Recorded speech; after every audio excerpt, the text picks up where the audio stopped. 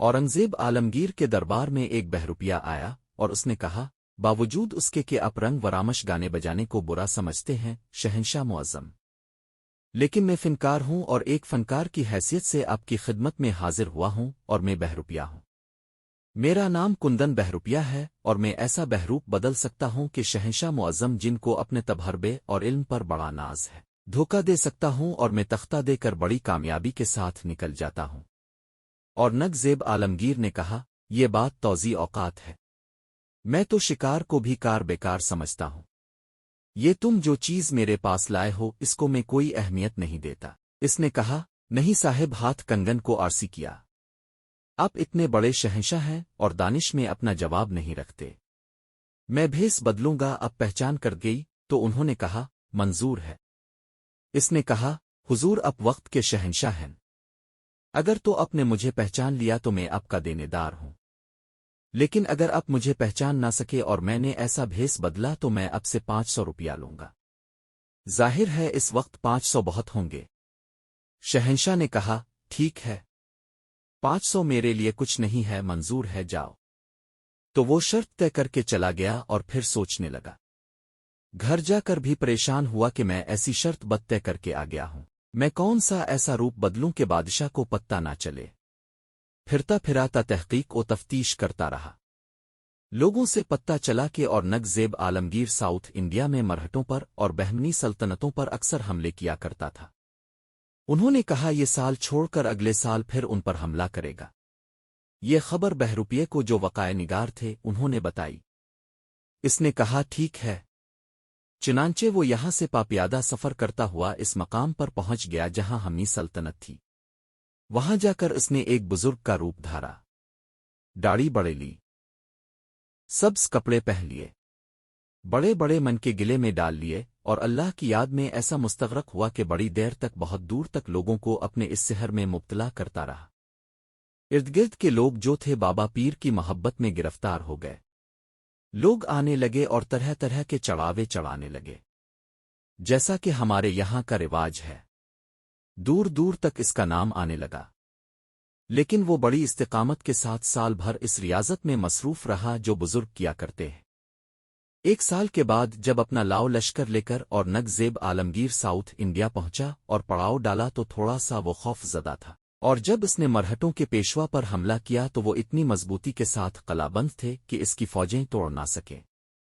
پریشانی کا عالم ہو گیا اور یقین ہو گیا کہ شاید اس کو ناکام لوٹنا پڑے اور اس کی حکومت پر بڑا اثر پڑے۔ چنانچہ لوگوں نے کہا، یہاں ایک درویش ولی اللہ رہتے ہیں درخت کے نیچے، آپ ان کی خدمت میں حاضر ہوں اور ان سے جا کر ملیں، پھر دعا کریں اور پھر ٹوٹ پڑیں۔ شہنشاہ پریشان تھا، بیچارہ بھاگا بھاگا گیا ان کے پاس، سلام کیا اور کہا، حضور میں آپ کی خدمت میں ذرا۔ انہوں نے کہا، ہم فقیر آدمی ہیں، ہمیں ایسی چیزوں سے کیا لینا دینا۔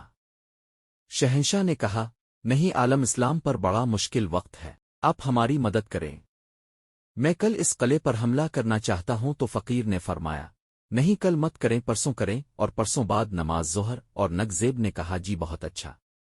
چنانچہ اس نے بعد نماز ظہر جو حملہ کیا اور ایسے زور کا کیا اور جذبے سے کیا، اور پیچھے فقیر کی دعا تھی اور ایسی دعا کہ وہ قلعہ ٹوٹ گیا اور فتح ہو گئی۔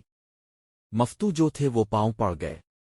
بادشاہ مرہٹوں کے پیشوا پر فتح مند کامران ہونے کے بعد سیدھا درویش کی خدمت میں حاضر ہوا۔ باوجود کہ وہ ٹوپیاں سیکھے اور قرآن لکھ کر گزارا کرتا تھا، لیکن سبز رنگ کا بڑا سا امامہ پہنتا تھا، بڑے زمرد اور جواہر لگے ہوتے تھے۔ اس نے جا کر امامہ اتارا اور کھڑا ہو گیا، دست بستے کہ حضور یہ سب کچھ آپ ہی کی بدولت ہوا ہے۔ اس نے کہا، نہیں، جو کچھ کیا اللہ نے کیا ہے۔ انہوں نے کہا کہ آپ کی خدمت میں کچھ پیش کرنا چاہتا ہوں حضور۔ درویش نے کہا، نہیں، ہم فقیر لوگ ہیں۔ اس نے کہا کہ 2 پر گنے کی معافی 2 بڑے تھے، اتنے بڑے جتنے آپ کے اوکاڑا اور چوکی ہیں، وہ ان کو دیتا ہوں، اور زمین اور آئندہ 5-7 پشتوں کے لیے ہر طرح کی معافی ہے۔ اس نے کہا، بابا یہ ہمارے کس کام کی ہیں، یہ ساری چیزیں بیکار ہیں، ہم تو فقیر لوگ ہیں، تیری بڑی مہربانی۔ اورنگزیب نے بڑا زور لگایا لیکن وہ نہیں مانا اور بادشاہ مایوس ہو کے واپس آ گیا۔ اس نے اپنے تخت کے اوپر متمکن ہو کر ایک نیا فرمان جاری کیا۔ جب شہنشاہ فرمان جاری کر رہا تھا اس وقت کندن بھرو پیا اسی طرح من کے پہنے آیا۔ شہنشاہ نے کہا، حضور اب یہاں کیوں تشریف لائے؟ اب مجھے حکم دیتے میں آپ کی خدمت میں حاضر ہوتا۔ کندن نے کہا، نہیں شہنشاہ معظم، اب یہ ہمارا فرض تھا، ہم آپ کی خدمت میں حاضر ہوتے تو جناب عالی میں کندن 10 روپیہ ہوں، میرے 500 روپے مجھے عنایت فرمائیں۔ اس نے کہا، تم وہ ہو؟